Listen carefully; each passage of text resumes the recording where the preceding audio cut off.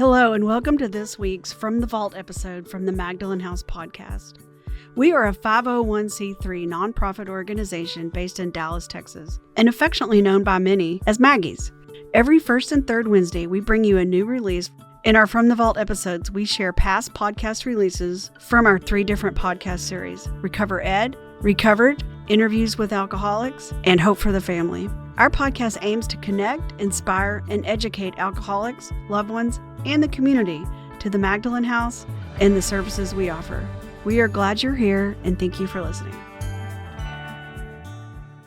Everyone, for those of you who have not done this before, which I think all of y'all have, I started this interview series thing whenever COVID first happened back in, was it March or April? I don't know, a long time ago.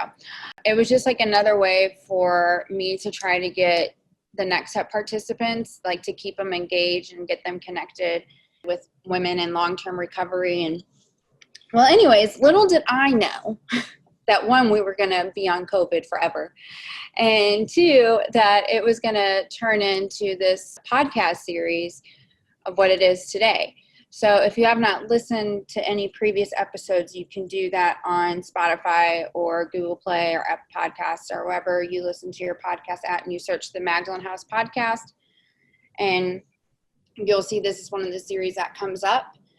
Anyway, so what you guys get to do as next step participants is you get to attend the live stream, whereas the public has to wait until it gets edited and, released and everything else. So this is something that was exclusively originally done for you all, and I want to make sure that we keep it that way. So ultimately, this is for you guys first. So if you have any questions that you want to ask, please speak up, ask them. Or if you don't want your name on the recording or anything like that, you can type it in the chat and I'll ask you. Sometimes I can get really going. Feel free to cut me off. I don't get offended at all. Like I said, it's for you guys first. So anyways, today we have Patrice on, who I'm really excited about. I first saw Patrice when she came into the 2-4 when I was about to pop with my son. And then I went on maternity leave and I didn't get to see her again until I came back to speak for the 2-4. And Patrice was the resident that was speaking for the 50th anniversary fundraiser thing. And it was such an honor to be able to share that with her. And so now, I'm sure there's a couple of her sponsees on here. She overnights at Maggie's. She's one of the co-chairs for the Inclusion Project. She's all about, helping other women and serving other alcoholic women. And then I got permission to do this. So you all will be the first to know Patrice is going to be on staff as social detox coordinator.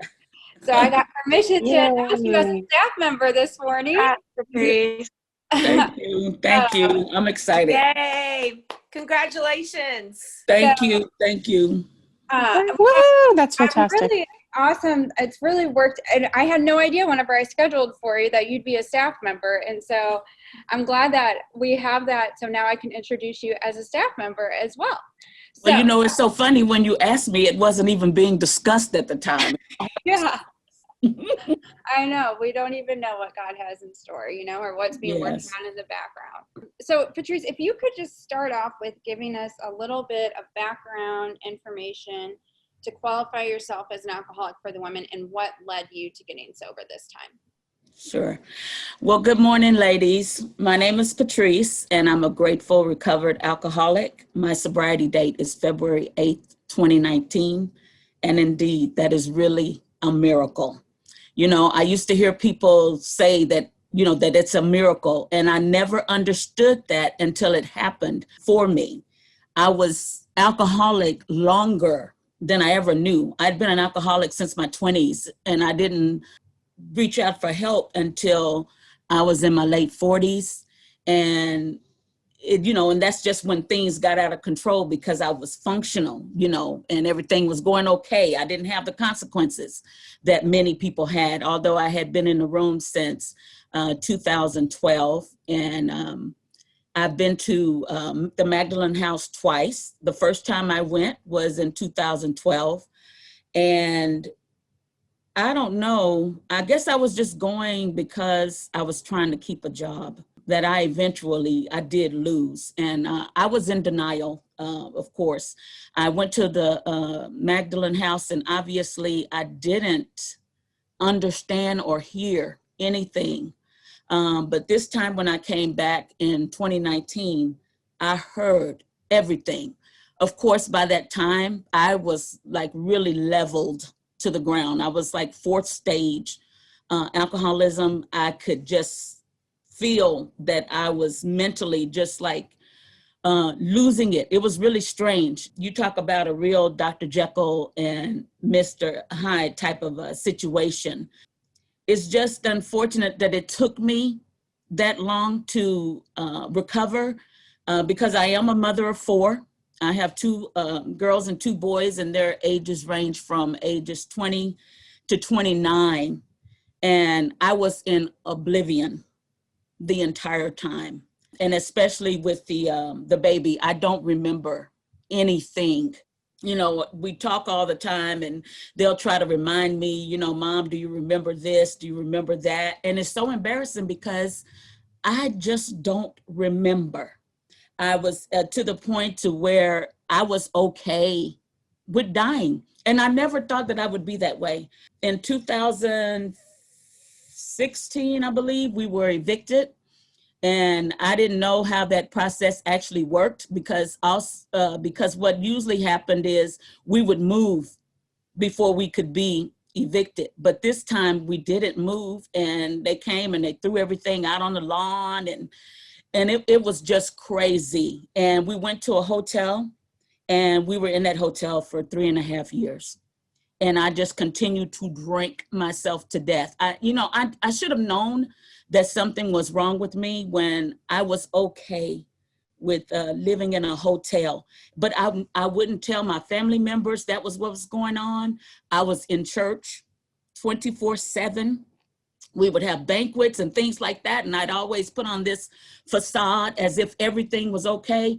Even if I told you that what our situation was, you wouldn't even believe it, because that's how great I was at covering up everything. That was just my life. It's just trying to be something that I was not. And, you know, when I first came into these rooms, I thought, when I came in and I heard God, and then I was like, oh, well, that's great. All you got to do is just believe in God. Well, no, that's not it. You know, I believed in God, but I was running the show the entire time. And guys, I'm not exaggerating when I tell you that I was in the church almost every day, because we had a church we went to a church that had service every day, at least prayer service in the morning. I was a choir secretary. I coordinated events and everything, and I was going to church drunk. But I was saying that I was serving God. And honestly, I was just praying that, I said, well, the more I serve him, then maybe he'll take this obsession away from me. And it wasn't until I came to the Magdalen House this time in 2019 that I was sitting in the meeting room, and one of the chairs was chairing, and she was talking about the cycle, the vicious cycle, how it repeats over and over again, the allergy, the mind and the body. And when she kept saying it just repeats over and over again, I just yelled out. I said, well, how do you stop it? And she looked at me and she was like, Patrice, it's only a power that's greater than yourself that can restore you to sanity. Do you know that that was the first time out of all of the years that I have tried to recover that I heard that? She said, Patrice, it's only a power that is greater than yourself. And I'm like, so from that moment, that's when I realized that, you know, I have to change the so-called relationship that I have with God. And, you know, and it couldn't be one where it was just one of convenience, because that's what it was. If I needed something, I would pray for it. And if I didn't get it, then I would cause all kind of chaos trying to make it be my way. And obviously I didn't understand that it wasn't working. that wasn't working for me. So when she told me that, and then later on that day, someone read from We Agnostics, and on page 53 where it says, you know, God is either everything or else he is nothing. What is your choice to be? And then she said, we either grow or we go. And from there, that's where I was able to final channel in, you know, specifically like, how can I build my relationship? I said, God is everything. So that means if God is everything, that what I want and what I think I need, etc., it doesn't matter because he's everything. He's the one that determines the beginning and the end. He'll provide for me what I need. So I just started working on developing that spiritual connection with God. Thank you, Patrice. You're welcome. Does anybody have any questions? I'll start with this one because something that's been really sticking out to me lately and really in the forefront of my mind is the 3 indispensables, which are honesty, open-mindedness, and willingness. And I saw that whenever I posted that you were going to be our guest today, somebody had nicknamed you Willing. And so I would just love if you would speak on the topic of willingness and what that looks like for you. Sure. You know, when I never read the spiritual experience in all the years that I have been in and out of the room until this time around. And when I read in the spiritual experience on page 567, 562, it says honesty, willingness, and open-mindedness. Those are the essential tools for recovery. So I looked at that and I thought, I'm none of that. I can't describe myself as being any one of those. I've never been willing, I've never been open-minded, and I've never been honest. So this time that's the type of lifestyle that I kind of tried to build upon, and I still do today, is, you know, honest in the fact that in every area of my life, because I would do things like this. So I would stop drinking, but then I would still go to the store and not pay for things, you know. So, or I would lie about little bitty things, like about what I did the day before or what I had to eat last night, that kind of thing. But the first step that I had to really be honest with was the fact that I am an alcoholic. And, you know, and just know that that is my truth. I had to honestly accept that. And then being open-minded at this point, that meant that I was going to do things differently. I couldn't do things the way I've always done it. So, you know, when I did my 7-day interview at Maggie's, Rachel asked me, she said, Patrice, so where are you going? And I said, home. And she looked at me because she knew that I was living in that hotel. And she said, Patrice, do you know where you live? She said, how is that working for you? And then I just said, well, I'm still going to go home. So after we finished the meeting, you know, something just hunched me and just told me, Patrice, you need to think about this. So I went into the meeting room at the Magdalen House and I sat down and I just prayed and I said, God, I said, order my steps. Whatever you want me to do, I will do. And can you believe that out of all the years that I have been religious, you know, I had never asked God to have his way with my life. Never had I. I always just said, this is what I want. Can you please make it happen for me? So I just sat there and he said, sober living. And I went back and I asked for the information for the Oxford houses. I called a few houses and nobody called me back from the Oxford houses, but other ladies in the house were getting calls. So it started getting down to like 4 days when it was time for me to leave. And so that Monday, I called the 24-hour club at the suggestion of the staff. And when they first suggested that, I was like, I'm not going there. Because I remember when I was in the Magdalen House in 2012, it was the old building. And I was just like, oh, no, I can't do that. No, I can't, So they said, no, Patrice, it's been remodeled. It's a good place. You really need to consider it. So that's when I called and I spoke to Stephanie. And I talked to Stephanie on that Monday, and she told me that there were no openings. And then, but I should call back every day to check. So then that Tuesday, I called and she said, no, there's no openings right now. No one is left. I was thinking someone might phase up, but she didn't. So I said, okay. So that Wednesday I called, and basically it was the same thing. There was no openings. So Thursday was the day that I was to leave the Magdalen House.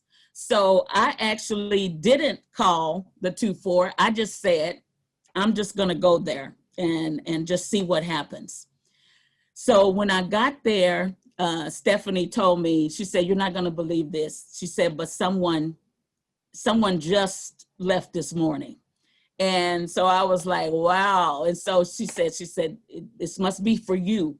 And you know what? That was my first sign that doing according to his will, that it was actually working for me. And I had no reservations. By the time I got there, I had no reservations, nothing negative to say. I was just open and willing to do whatever he asked me to do. And after I had been there like for a couple of days, then the next thing God spoke to me and said, you'll be here for 6 months. And you should be carrying the message and sponsoring women before you leave. Well, guys, that is something that I never, ever was willing to do, was carry the message and sponsor women. And this time it was just like, after I got that hunch, then I was like, okay, this is what I have to do. And I began to realize that this is what I needed to stay sober. This is what I had to do in order not to pick up a drink again, because I put so much energy into my drinking that it was crazy. My whole life was built around it. Nothing was more important than alcohol, including my children. So, because it got to the point to where I actually abandoned my family just so that I could drink freely. And, things didn't turn out well. Thank God that I know now that he was always with me, and that things could have been much worse than they were. But today I really realize how much God has always been in control of my life, even when I was out there.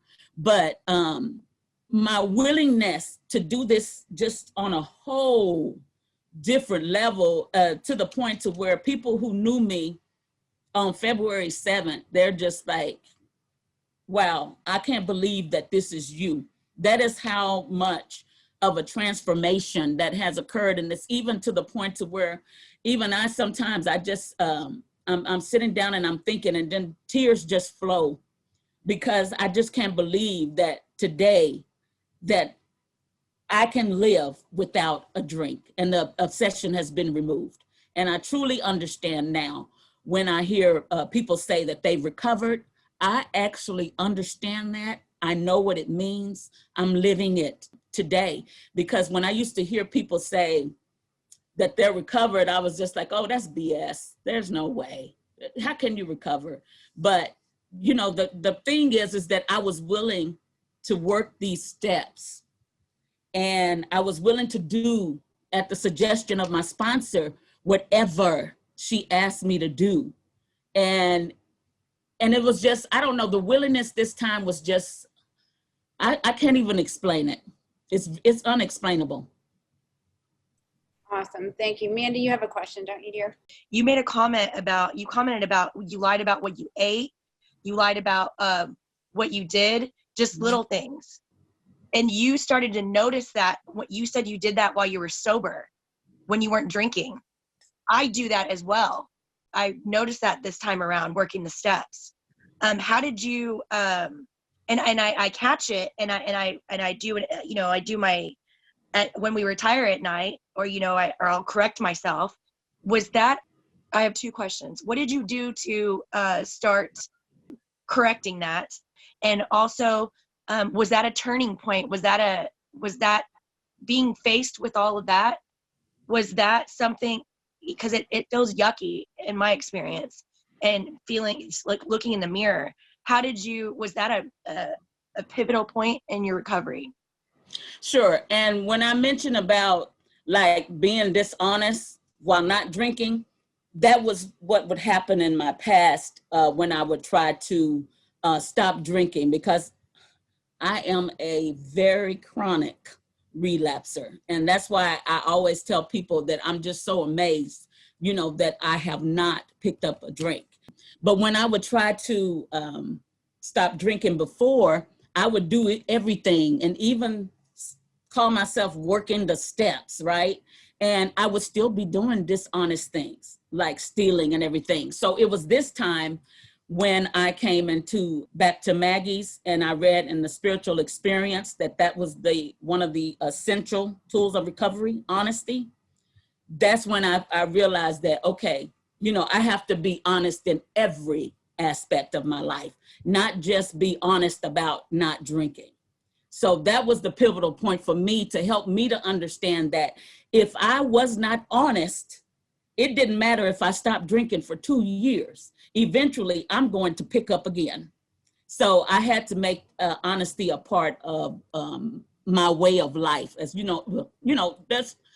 it's progress, not perfection, but definitely I'm more honest than anything, Yeah. And then your second question was, what was the second question? When you started being faced with seeing that you were not honest, I'm going through that right now. And the fact that you said that, what's your experience with that? Once you started to be faced with that and look in the mirror, be able to look in the mirror, was that a pivotal point? Was that a turning point for you? Well, definitely. And I'm not sure where you are in your steps right now, but on the daily, of course, I do my step 10. And when I'm dishonest, trust me, it's not a comfortable feeling.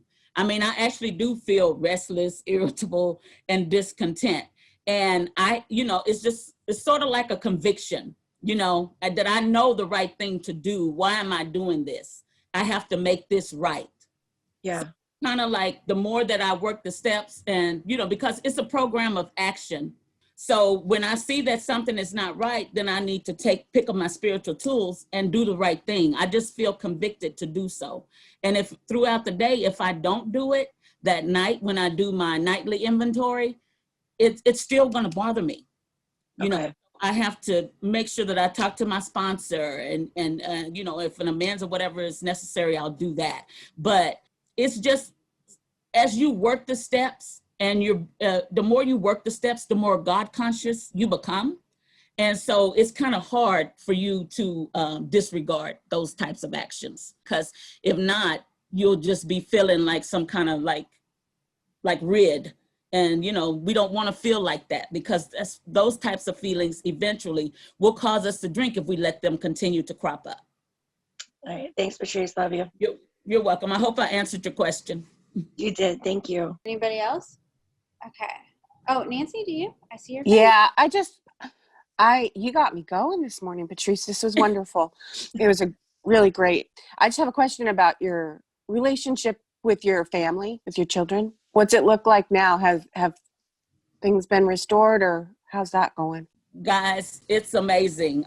In the beginning, especially when I said that I'm going back to Maggie's again and they've heard that little song and dance before, and it's better. It's much better now. And I'll tell you why.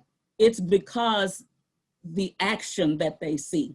It's not about me saying, hey, I made 30 days, 60 days, They see the difference that's in me. So my oldest daughter, she actually has probably been one of the ones that has been the most supportive about about my alcoholism throughout. She accepted Christ at a very early age. And when I got to the point to where I was out of control and I wasn't going to church and things like that, she would actually call people and, have them to come pick her up, and she would go to church. And I'll never forget the first time that I actually worked the steps. I was doing an amends, and I asked her, I said, what can I do to make it right? No, actually it was this time. I said, what can I do to make it right? And then she said, Mom, I gave you to God a long time ago. And, because she had like a whole host of prayer warriors that had been praying for me since she was in high school. So, and at this point she's 29. So when she left to go to college, that's when everything like really, really got out of control for me. My youngest daughter, she's kind of like, well, I'm just waiting to see how long this is going to last. She's still respectful, but like if I do post anything about a milestone or anything on the family chat, she's the one that just like totally ignores it and says something about like, well, who wants something from McDonald's, because basically she's just like, this is not going to last. She has that kind of attitude. And then the two boys, of course, they're mama boys. And today it's much better. They're very proud of me. I know that if I should relapse, that they would not be happy. But now they're very proud of me. They're very proud. They're happy. They're supportive. But I will tell you one thing that I had to make very clear with my family is that, this time around and doing this thing, I have to change my priorities. So my priorities are God, my program, and then my family. Because what I finally realized is that without God and me working my program, I'm not good for anyone. I cannot be helpful. Before, when I used to go to rehab, and even when I would come to Maggie's, I would always use my children as an excuse, as to why I couldn't focus on this and that, and why I couldn't go to sober living and all that. And the truth of the matter is that the kids were fine. Because guess what? When I'm in my addiction, I'm not paying them any attention anyway. So why is it when I get into rehab or go to Maggie's or something like that, then I'm so concerned about the kids' well-being? The best thing for my children is for me to take care of myself, and then I could be of service to them. So, and this is all new for them, for me to actually like put my program before them, but they see the fruits of it. And they're happy. On my birthday last year, my belly button birthday, my son was like, Mom, where do you want to go for your birthday? Let's go celebrate this, that. I said, well, I'm going to see my favorite AA speaker. And he said, you're going to an AA meeting on your birthday? I said, yes, I am. Because guys, this is my life. I have to do this. Drinking was my life. I can't even explain to you how terrible my drinking was. It was horrible. So I had to just put all that energy into this program, and I can't stop doing it. If I stop, I'll die. I know I will. Kathy.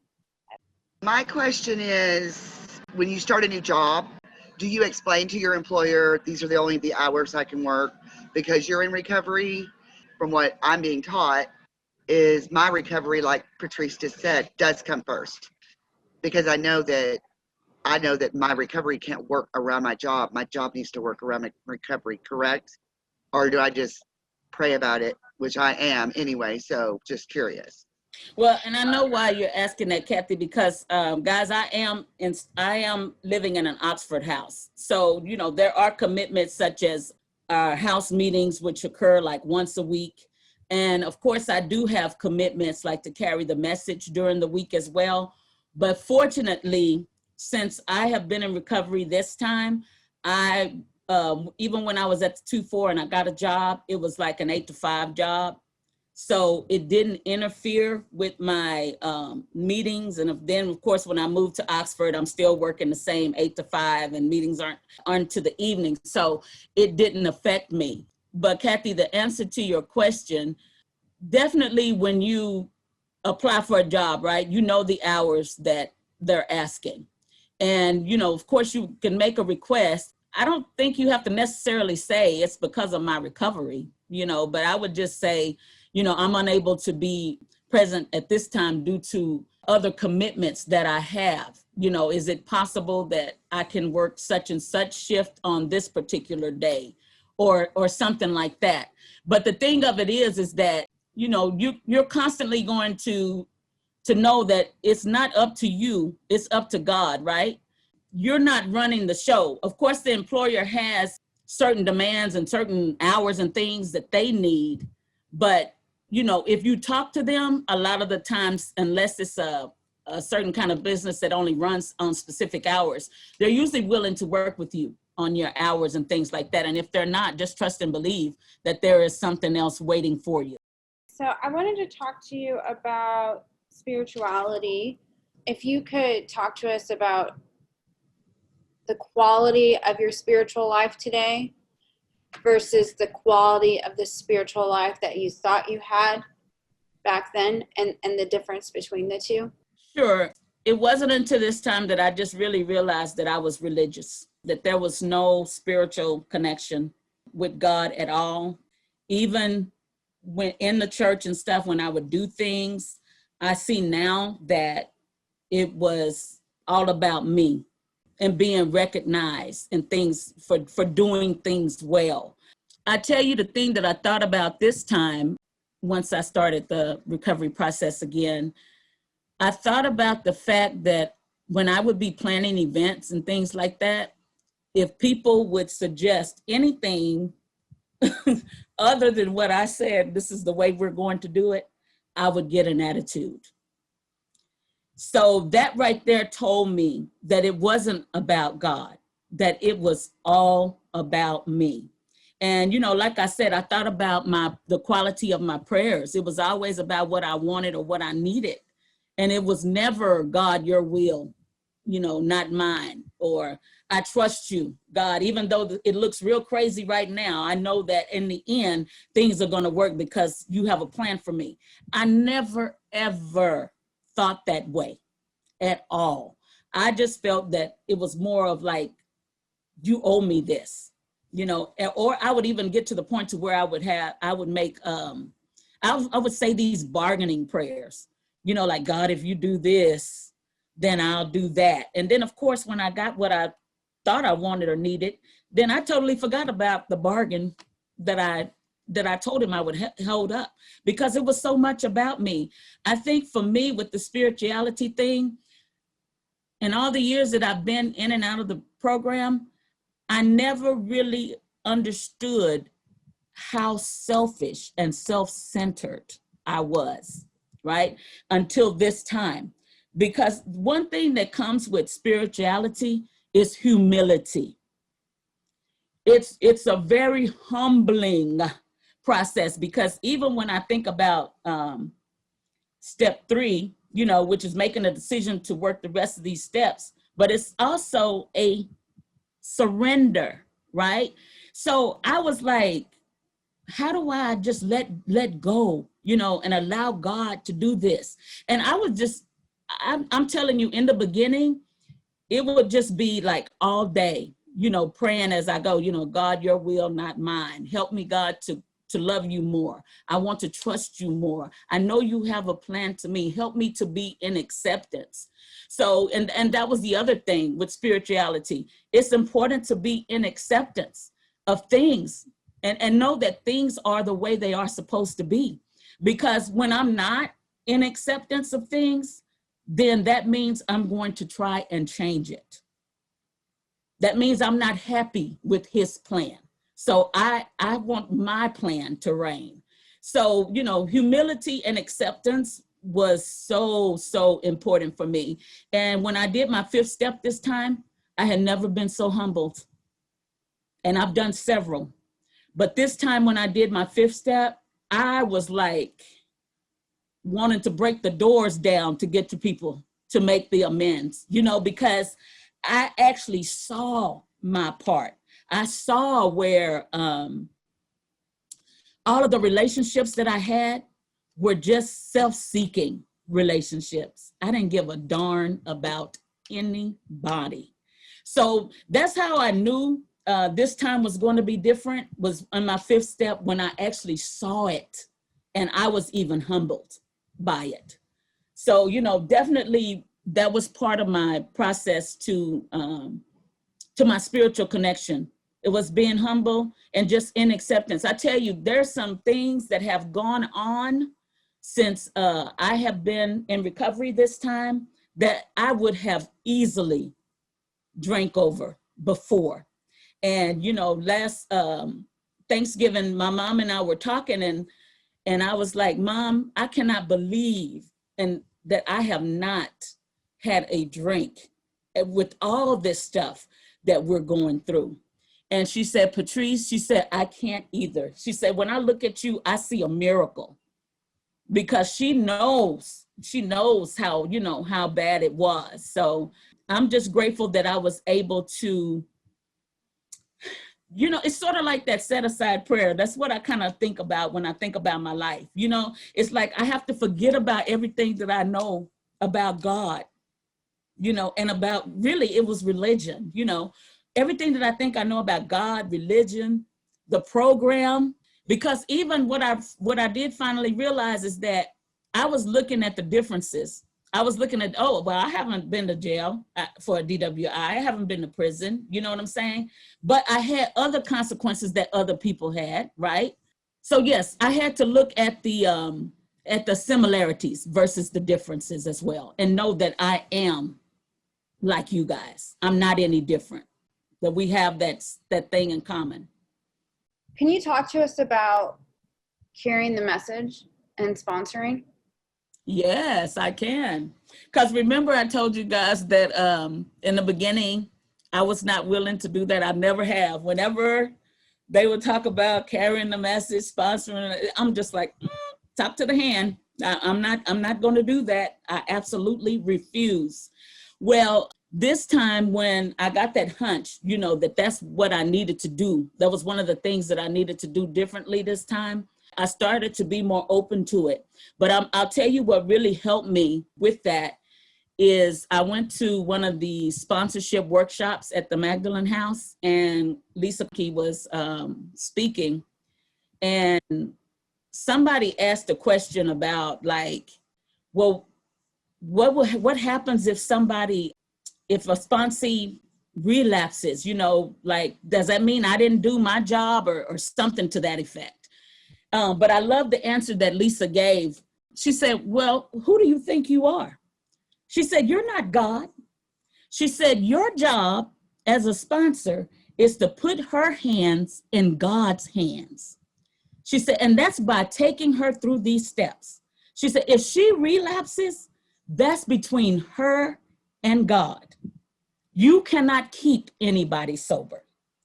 And so I realized that was my fear of not wanting to sponsor, is because if the person relapsed, that I thought that it was my fault. Well, that's really my ego, and I couldn't even keep myself sober. So why do I think that I can keep a sponsee sober?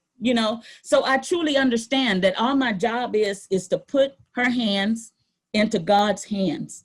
And that's just simply taking her through the steps. And then as far as carrying the message, I never wanted to carry the message, I think, because I would always say stuff like, oh, but what if I say something stupid, or this, and that again is ego, because it's not even about me. Because when I carry the message, it's for the newcomer. It's not for me, but I'm worried about how I'm going to look, or sound when I carry the message. When I carry the message now, I just simply say, Jesus, take the wheel. Whatever you want me to say, please give me the words to say, and may I be helpful to someone. Because I have to get out of self, because it's not about me. And it's real easy to be in yourself when it comes to carrying the message and sponsoring. It's not about us. It's about the newcomer. How long have you been carrying the message, Patrice? I started carrying the message at about 5 months. So I'll be 2 years in February. Has it changed over the years? It has changed in the sense that, this time, of course, I read the book all the time. I feel like I know it better than I ever have, right? And I like to listen to a lot of speaker tapes. You know, it's like I can never get enough. I like to listen to these podcasts and different things like that. But when you asked if it's changed, I'm not really sure what you're referring to, but if you're asking if I still get nervous, I'm still nervous every time as if it's the first time that I'm carrying the message. But you know what? I hope that feeling never leaves, because I don't ever want to be cocky. And I really do. I just allow God to use me. I really like that a lot. Mm-hmm. So you talked about running the show. Now, whenever I first got sober and I heard the term running the show, I thought that meant, well, I'll rephrase it. I thought people were telling me that I was controlling, and I thought I was like super, like just chill and laid back person. So the idea of running the show was like baffling to me. Can you explain what it looks like to be running the show? And what do you still get into that today? Yes. You know, in the beginning and even in the past, sponsors would always tell me, Patrice, you need to read pages 60 to 63. Read 60 to 63. That was the answer to everything, right? But I finally realized that I didn't understand 63 and what self-will and running the show really, really, really meant. But this time I do understand. For me, when I started running the show is when I started telling God what I want, what I need. And for instance, I live in a sober living. So that would mean me trying to manage everybody's life in the house, telling them what I think they should do, my opinion of things or how I would do it differently. By no means am I saying that I'm perfect today, but I am much better. And that's the thing about this program. It's progress, not perfection. To me, it's a win-win every time when I see when those types of things crop up, that I see it, because before I didn't see it at all. So now I see it, you know. So running the show for me is like basically when I'm trying to manage your life and mine. And you know, and I'll give you a great example of what just happened recently. You know, there was a hurricane, that last hurricane that went through Houston. I have two girls there and my youngest son. So of course my son, he's a mama's boy. He's like, Mom, I'm coming up to Dallas because I don't want to be here during this hurricane. They say it's going to be pretty bad, blah, blah, blah. I said, great. So then I asked the girls and I said, are you guys planning to come this way or are you staying in Houston? They said, no, we're staying in Houston. We're on the 3rd and the 5th floor. We'll be okay. And we don't feel like packing up everything.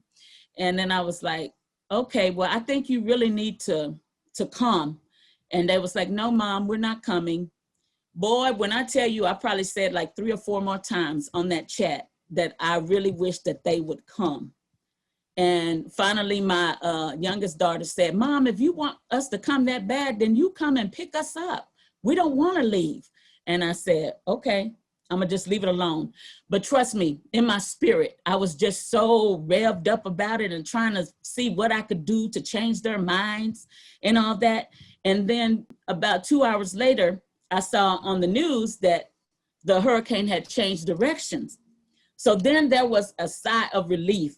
So my whole body, it just like relaxed. It was as if my whole body just collapsed, right? And guys, you know how in the book on page 60 to 63, it talks about how much energy we consume trying to run the show.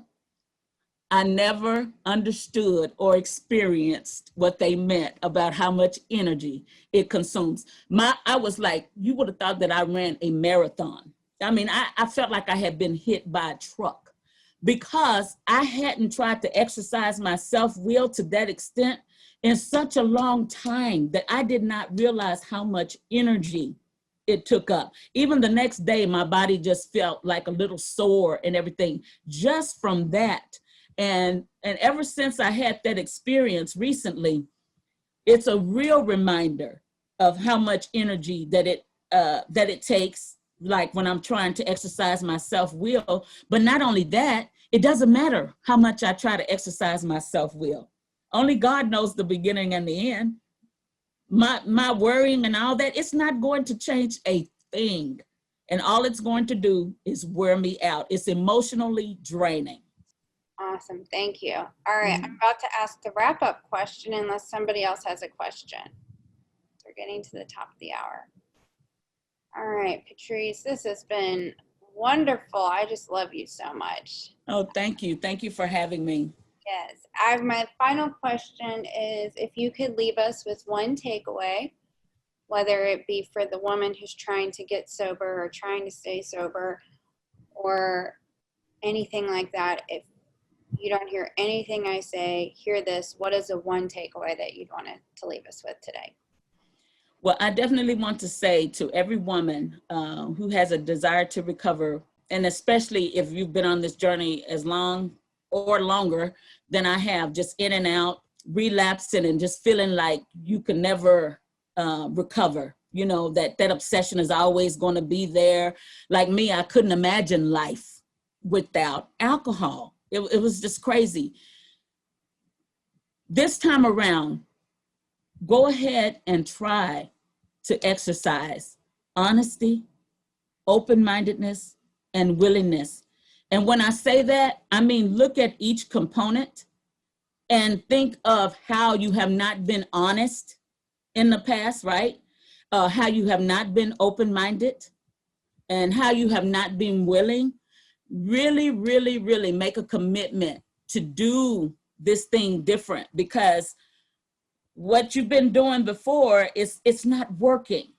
So try something different, and those are the best tools that you can use for your recovery, so that you can be on your way. It's a beautiful journey, and it is a sacrifice. It is a sacrifice. And then just, of course, your priorities. What are your priorities? Think about that, and then get your priorities in order, and then everything else will begin to flow. Awesome. Thank you, Patrice. You're welcome. All right, everyone. Well, I will see my Tuesday group at 1:10 today, and if y'all need anything, give me a holler, okay? Thank you, Patrice. Thank you, guys. Thank you, Thank Patrice. you. That was wonderful. Bye. Thank you. I God enjoyed it, bless. guys.